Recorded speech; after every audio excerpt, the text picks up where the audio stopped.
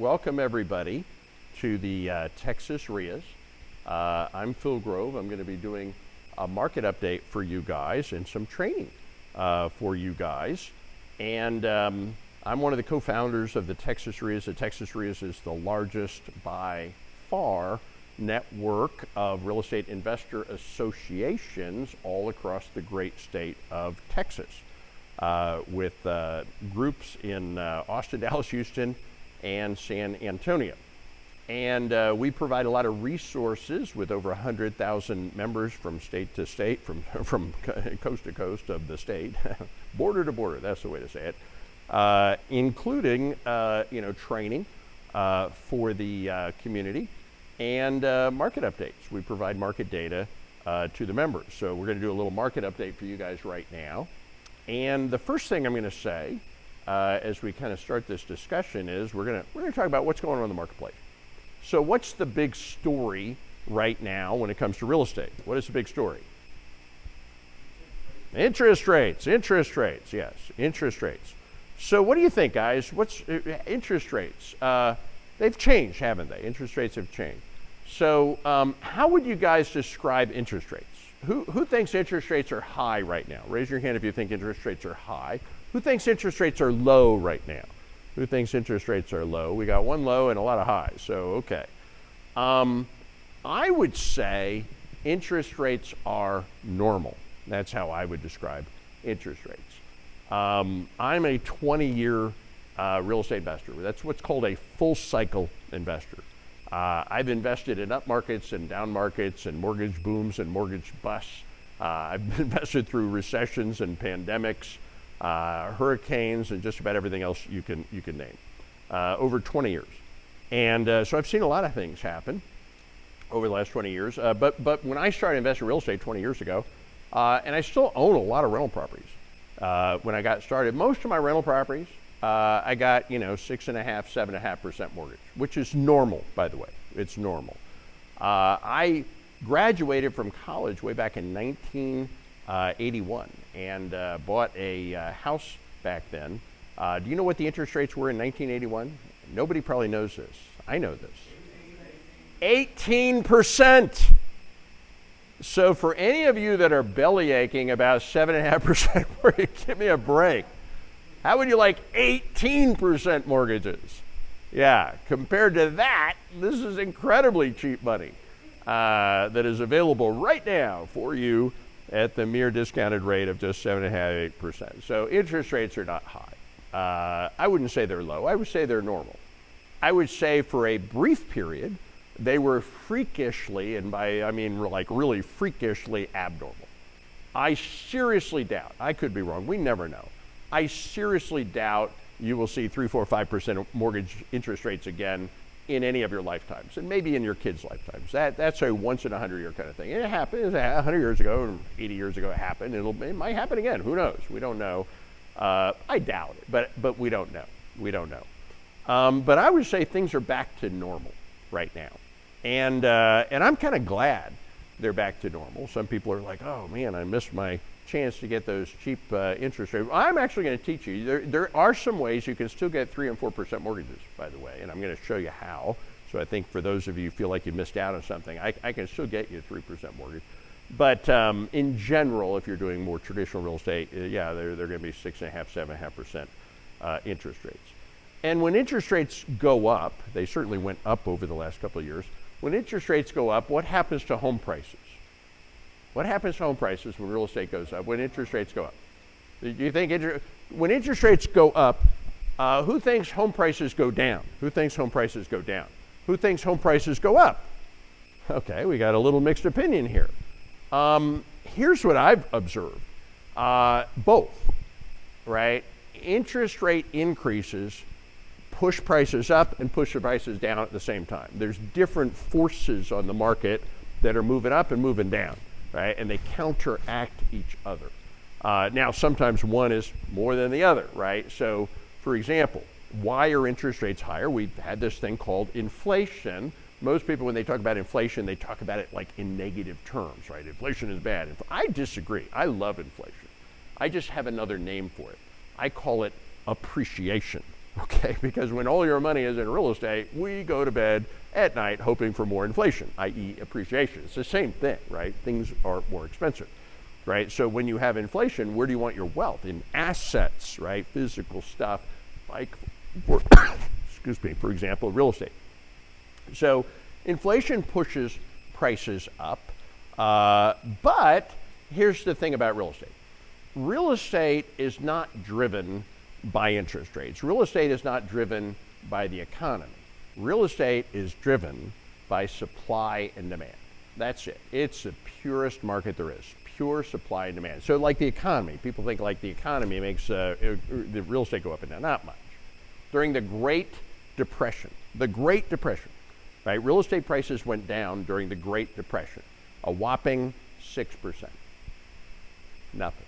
Right? Now, during the Great Pandemic, there's another 1 in 100-year thing that we just lived through, right? During the Great Pandemic, real estate prices went up 30%. Yeah, it wasn't, I'm sorry, not interest rates. Home prices went up 30% during the Great Pandemic. And during the Great Depression, home prices went down 6%. So virtually no impact from those huge economic things that happened. Virtually had no impact on home prices. So what affects home prices? Supply and demand affects home prices. So for example, in 2008, what happened?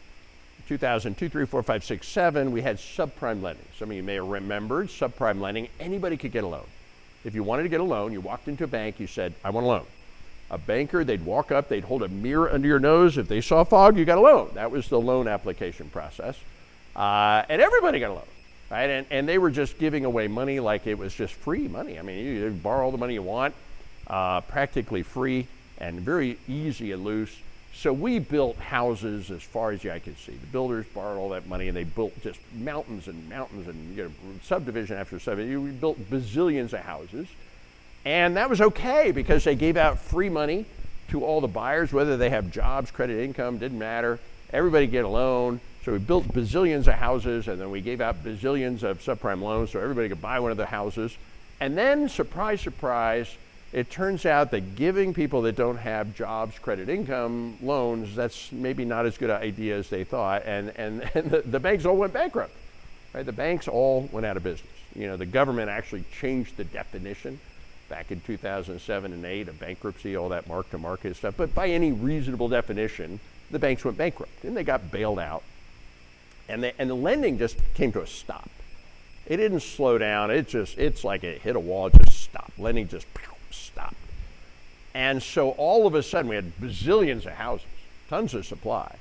And the demand, we had inflation that's pushing prices up. And interestingly enough, we had inflation that's pushing prices up. And interestingly enough, we had inflation that's pushing prices up. And interestingly enough, we had inflation that's pushing prices up. And interestingly enough, ever since inflation that's pushing prices up. And interestingly enough, ever since the banks went out of business and came back, money's never been easy to get. It's easier at times than other times, but it hasn't really been easy. Even though it was cheap, it wasn't all that easy.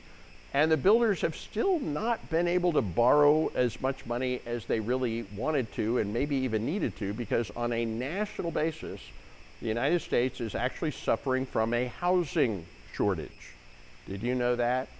We have 6 million fewer houses than we actually need for all of the people that should logically need a place to live. So we're in a housing shortage on a national basis, and a pretty big one. And when you're in a housing shortage, that's constricted supply, what happens, right? Prices go up. That's what pushes prices go up. When you don't have enough supply and you got a lot of demand, boom, prices go up. And then we had this other thing happen where interest rates went up. And when interest rates went up, houses, even though a lot of people need a house, they're not as affordable as they used to, so the number of buyers has gone down. So we got this thing pushing the prices up, and we got this thing pushing the prices down. And you put all that into a blender, and I'll tell you where we are. Prices are flat. Across the state of Texas, if you take a look at Texas, the prices of houses in Texas actually up slightly for the average price. For the year to date, this is year over year, for year to date, down 1%. So flat, right? The market's not up, the market's not down, the market is just flat. Okay, prices really haven't done much at all. They're down 1%, year to date, up 2% year over year. Now the volume is down. What does that mean? We're actually selling and buying fewer houses, so the number of sales is a little down, but not that much. It's only down, year over year 7%, year to date 12%. Not a huge decline, and that's actually getting better, because the housing shortage is increasing, which will have interesting effects on the future. And we're going to dive into the different cities. So we will take a little time to go into the different cities, because each city has responded a little bit differently. But yeah, that's where we are. It's pretty much flat. And by the way, as I reveal this data and kind of go through this, I'm going to tell you, we're not here to sell anything. We don't represent the National Board of Realtors. We don't have any, hopefully, biased incentive to try to convince you that the market's going to go up or down or sideways. I don't care. Okay, I can make money in up markets, down markets, or sideways markets. Sometimes it's easy to buy and hard to sell. Sometimes it's easy to sell and hard to buy. It's never easy to buy and easy to sell. I will say it's getting a little easier to buy. And personally, as a real estate investor, I actually like that. I actually like it when the market softens. It kind of speeds up the velocity of money, because it's just easier to find properties. And if you're a buyer, over the last couple of years, the market is so hot. In some markets, it was so hot that people were doing stupid things. They were overpaying for properties. And when there's, people overpaying for properties, there's a saying we have, you don't want to compete against stupid. Well, you don't want to win competing against stupid, right? And there was a lot of stupid things that were going on. Now I think things are getting back to normal. Interest rates are getting back to normal. The market's getting back to normal. And I'm glad, personally, that it's normal. But again, I don't have, you ask the National Board of Realtors, say, the market's going to go up. They always tell you it's going to go up. No matter what happens, they give you some brilliant explanation. If I thought it was going to go down, if I thought it was going to go up, I would tell you what I think. I am a little reluctant to predict the future. Because I don't believe anybody can predict the future. If somebody tells you confidently that interest rates are going to go up or down or sideways, I'm going to say, yeah, maybe, I don't know. I know the future will be different, but I'm not sure how it will be different. Now, a lot of experts think that we're probably about at the peak with interest rates. Some people thought maybe we'd get one more hike, probably at the top, and a lot of the experts are saying they expect interest rates to maybe trickle down over the next year, over 2024. That's a lot of the consensus amongst experts, if you will. If interest rates do start to decline and we have a housing price shortage, that would, by any historical measure, start to push prices up again. So if I were to guess what's going to happen over the next year, I'd guess prices will stay flat and maybe even creep up a little bit. Now, what else could happen? I don't know, right? Somebody could throw a nuclear bomb somewhere, right? The world could blow up because of one of the many crises in the world, and then things become less deterministic.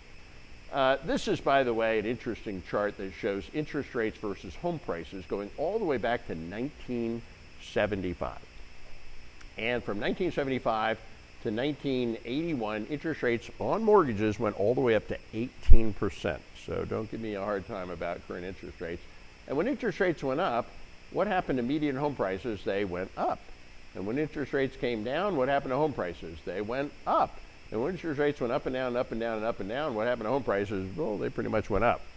There's little short-term cycles you can see. This is not a perfect line, but there's not much correlation between interest rates and home prices.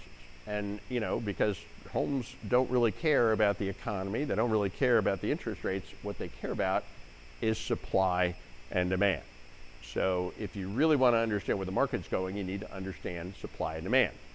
The stock market, I honestly believe, is absolutely unpredictable. I don't believe it's possible to predict the stock market. The economy is virtually unpredictable. It's like the weather, very hard to predict. Real estate, not that hard to predict. So when people tell you about the real estate market, they give you predictions, it's not as hard to predict. And the reason is because it's all supply and demand.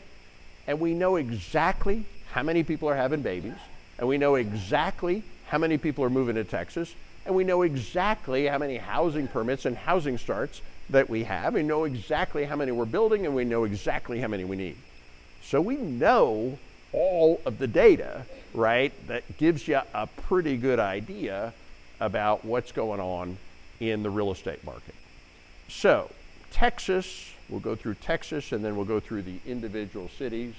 The average price home in the state of Texas, $418,000, actually up 2%. Median price home is $340,000. Median is where the highest number of buyers and sellers are. It's actually flat at $340,000. Now, the number I think is one of the most important numbers to look at is inventory. I talked about inventory, months of inventory, right? That's like on average how long it takes to sell a house. Now, some are more, some are less. But the rule again is if there's less than 6 months of inventory, you have a seller's market. If there's more than 6 months of inventory, you have a buyer's market. If there's right around 6 months of inventory, you have a neutral market. And in the state of Texas, we have 3.7 months of inventory. By any historical measure, we're in a pretty strong seller's market. Now, it's not as strong as it was, because a year ago it was 2.7 months, which is a crazy strong market, but it's still a pretty strong market. Now, the number of properties sold has gone down. There's fewer buyers, fewer sellers. And something really interesting, well, kind of interesting, has happened with the mix of properties being sold. Okay, usually when you look at houses that are sold, usually 2/3 of houses sold are just resale houses, people reselling their house, and about 1/3 of the houses sold are new houses. But the mix is actually swapped. Now 2/3 of the houses being sold are new houses, and the resale houses are down to like 1/3. And there's a reason for that, because everybody that got one of those 3, 4, 5% mortgages over the last several years, they don't want to sell. Nobody wants to sell. And the reason they don't want to sell is because they know if they sell their house and buy another house, even if it's a bigger, nicer house, they're going to have to pay more for the mortgage. So everybody's just staying where they are, right? And because everybody's not selling, it's actually constricting the number of resale houses available, the supply, which is, again, one of those upward forces on prices. The number of listings is up a bit. It looks like it's up about 10%, and that's why there's more inventory. There's more houses available for sale. If you look back over the last 3 years, 2021, prices went up 18% in Texas on average. 2022, they went up another 10%. 2023, flat. We're down 0.4%. Okay, let's take a look at some of the individual cities. Houston, Texas, average price $417, up 1%. Median price $333, down 2%. Months of inventory, about 3.5 months of inventory, is similar to the state. Active listings is up a little bit, similar to the state. Closed sales is down a little bit, similar to the state. Dallas, Fort Worth. The average price of a house in Dallas, Fort Worth is $500,000, actually up 4%. Right? And the median price is flat at $400,000. Now, I will say something interesting about Dallas, and I don't know why this is the case, but we've been tracking this for 20 years. For some reason, over the last 20 years, Dallas has always been the bellwether of Texas. If you want to get some idea what's going to happen in the rest of the state, you look at Dallas. Dallas is always 3 or 4 months ahead of everybody else. I don't know why, market-wise. When the market's going up or down or sideways or whatever, you look at Dallas. Now, they say condominiums are the canary of the coal mine. If you want to know where inventory is going, look at the condo market first. When the condos are they're the first thing to go down, the last thing to come back. Right? If the condos are hot, man, if you can sell a condo, you can sell anything. Right? That's why they call it the canary in the coal mine. Dallas is the bellwether of Texas. It always precedes the rest of the state. And something kind of interesting is happening in Dallas. Now, who knows, right? Will it continue to be the bellwether prices are up, right? And inventory is down. Look at this, 2.8 months of inventory. Dallas is a crazy, smoking hot market. Dallas, if you take a look at it over the last 3 years, 2021 went up 20%, went up another 15% in 2022, and 2023, it's flat. It's flat. The number of sales is down, but not a lot, just down 13%. Active listing is only up 5%. So this is why there's not much inventory in Dallas, and why the prices are going up in Dallas is because there's just not that much, not many houses for sale. Not that many houses for sale. Austin, let's take a look at Austin. The average house price in Austin is $582,000. That is not a typographical error, $582,000. It was $600, believe it or not, came down just a little bit, the average did. Down about 2% year over year. Median price down about 4% at $425. And we did a little research trying to figure out, like, how did this happen and where did Austin come from anyway? It turns out that the word Austin is actually Latin for San Francisco. Yeah. Austin has become the San Francisco, Texas. Silicon Hills. Elon Musk and Apple and Amazon and 3M and all these high-tech companies, they all moved to Austin, and they brought with them all their, multi-100,000 a year employees, and that has just created, havoc in the market. Now, Austin is the one outlier for the state. So let me show you what happened in Austin. 2021, prices went up in 1 year 30%. By far, bigger than any other market in Texas. It went up another 10% in 2022. Year to date, 2023, it's actually down. So it's the one market that's significantly down. Now, but here's how to look at this. Over the last 3 years, it's the same. They all went up 30%. Austin went 30% up, but it just went up 30, up 10, and down 10. So it's still the same amount of 30%, but it was distributed. Now, if you bought your house 3 years ago in Austin, you'd be like, I made 30%. If you bought your house 1 year ago in Austin, you'd be like, oh, I lost 10%. There goes back to perspective. Everybody's perspective just depends on their personal situation. But something crazy happened, and I own, most of my real estate is in Austin.